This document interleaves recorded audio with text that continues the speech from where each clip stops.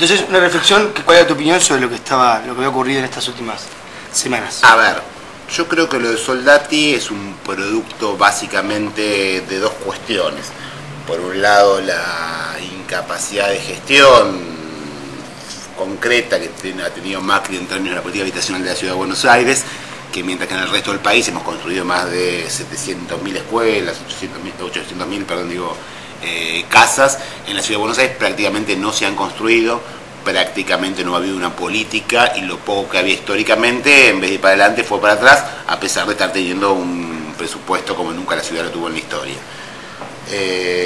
Incapacidad en términos de construcción de viviendas, incapacidad en términos de manejo de la cuestión social, por cuestiones ahí ya más ideológicas y obvias de parte de él, y por tercer lugar el permanente intento de los sectores que quieren conspirar contra el gobierno, que yo sin duda pongo en primer lugar en lo que hace a lo concreto, a lo que está haciendo Duhalde todo el tiempo y se dedica todo el tiempo, y obviamente por detrás, por arriba, o como queramos decirlo de eso, el accionar permanente de Mañeto y Clarín de buscar este tipo de cuestiones y que de construirla.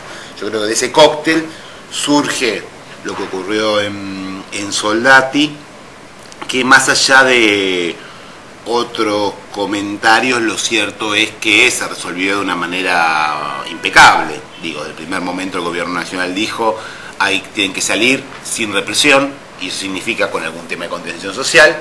Salieron sin represión y con una política de contención social. Creo que el resultado es enormemente positivo en ese sentido, pero sí refleja una intencionalidad, creo yo, de estos sectores que yo les hablaba antes, que cuanto más van viendo lo consolidado que está el proyecto, lo consolidado que está Cristina, más se desesperan, y tenemos que esperar y estar muy alertas porque seguro este tipo de acciones brutales van a intentar existir permanentemente, ¿no? Pero, Juan Manuel, ¿no ves que, o sea, el enemigo ya lo conocemos, sabemos cómo actúa?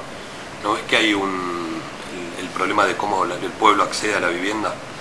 Claro, pero eso es, yo digo, la primera causa es esta, ¿no? La incapacidad que tuvo el gobierno de la Ciudad de Buenos Aires de desarrollar una política habitacional obvia. El mismo censo lo demostró. No eran bolivianos que acaban de cruzar la frontera, no eran ni siquiera bonaerenses que acaban de saltar el riachuelo. El 95% eran habitantes de la Ciudad de Buenos Aires que estaban viviendo miserablemente en las villas de emergencia de la ciudad. Uno de los principales puntos de campaña de Macri fue la urbanización de las villas. Él lo propuso, lo dijo que iba a hacer, y lo cierto es que creo que había a la fecha terminadas como nuevas 27 viviendas, o alguna cosa, una cifra irrisoria. Cuando uno compara lo que se han hecho en otras provincias, bueno, el resultado es obvio, ¿no? Tenés una población que tenés un montón de tiempo viviendo en esa situación, no le das ningún tipo de respuesta, ni siquiera simbólica, de estar en un plan, que se empiezan a construir, que yo qué sé cuánto. Entonces generas un cóctel donde la demanda social es obvia. Incapacidad de gestionar tampoco la demanda social, por una cuestión de incapacidad práctica, pero también por una cuestión ideológica, de ver eso como un problema más que como un tema para el gobierno. Eso genera el caldo de cultivo para estas cuestiones, ¿no? Sin ninguna duda.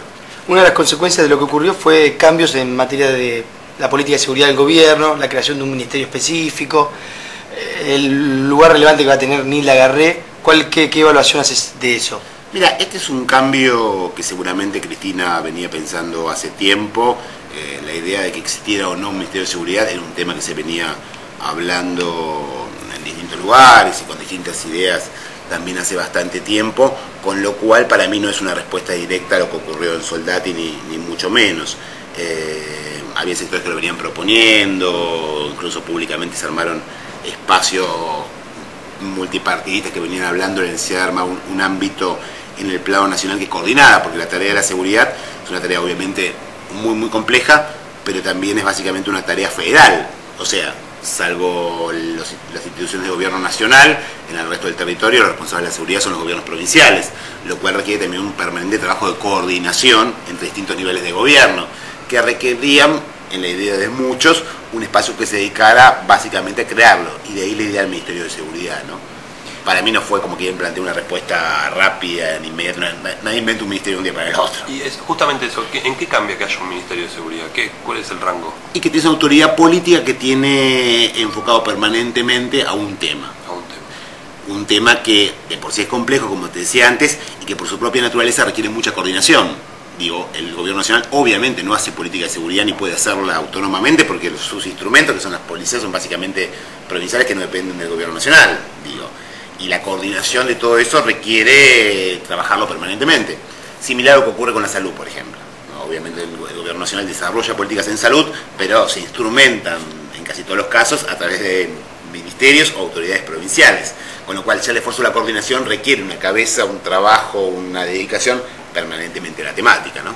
Nombraba recién a la decisión de la presidenta, y la pregunta que queríamos hacerte era sobre esta nueva etapa del kirchnerismo luego del fallecimiento de Néstor Kirchner, quien tenía un lugar privilegiado en la toma de decisiones, digamos, era uno de los conductores de este proyecto político.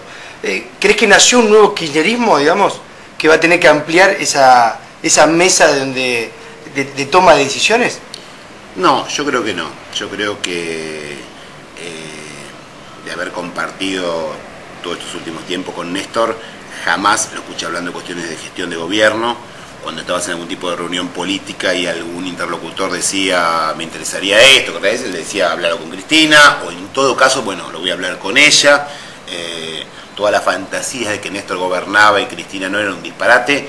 Ellos siempre fueron un grupo, un matrimonio de compañeros políticos, que a los demás les suena muy disparatado, pero nosotros del peronismo sabemos que no es ninguna novedad, digamos, eso, que son los mismos hace 35 años, vienen pensando, construyendo, haciendo y pensando la política en conjunto, y ahora lo va a hacer ella en soledad, pero con toda la, digamos, con ese legado permanente de haber construido en conjunto lo mismo. Por eso cuando muchos decían, o muchos medios, bueno, ¿qué cambios ahora? ¿Cómo va a cambiar la gestión? Y en nada, porque es lo mismo que pasaba antes. Hay una enorme pérdida personal, un enorme dolor personal de todos nosotros, y ni hablar en el caso de Cristina, pero la construcción política siempre fue en conjunto. No había dos actores autónomos que uno ocupaba un rol y otro el otro. Eran un matrimonio de compañeros que hacían política toda su vida, que disfrutaban transformando el país, que querían transformar la Argentina y construían esa clave, ¿no? Al respecto, lo discutió creo que Horacio González en alguna nota en página 12, la idea de, luego de la muerte de Néstor Kirchner, la emergencia de una identidad política, el kirchnerismo como identidad política, ¿no?, ya consolidada. ¿Crees que es así? ¿Crees que está surgiendo el kirchnerismo como identidad política? ¿Que la muerte de Néstor parió el kirchnerismo? Yo creo que el kirchnerismo como fenómeno profundo en la sociedad argentina nace a partir de la noche de la 125, de las últimas elecciones. Creo que nosotros como proceso profundo surgimos con claridad a partir de las derrotas que tuvimos. Yo creo que eso es lo más llamativo de nuestro proceso, ¿no? Obviamente viene de atrás, viene del 25 de mayo, viene de todo ese momento histórico, pero que de alguna manera recobra fuerza cuando nos ponemos con claridad frente a los problemas, ¿no? Cuando uno piensa, siempre me preguntan a mí cuántos jóvenes militan ahora como tema, ¿no? Y llegó hoy tenemos muchos más jóvenes militantes que los que teníamos cuando las encuestas de popularidad nos daban el 70% en el 2005-2006. ¿Por qué? Porque ahí demostramos que lo nuestro era verdad, que lo nuestro era por convicciones, por ideales, no por conveniencia. Cuando tuvimos los problemas, no solo no paramos, ni fuimos para atrás, sino más para adelante.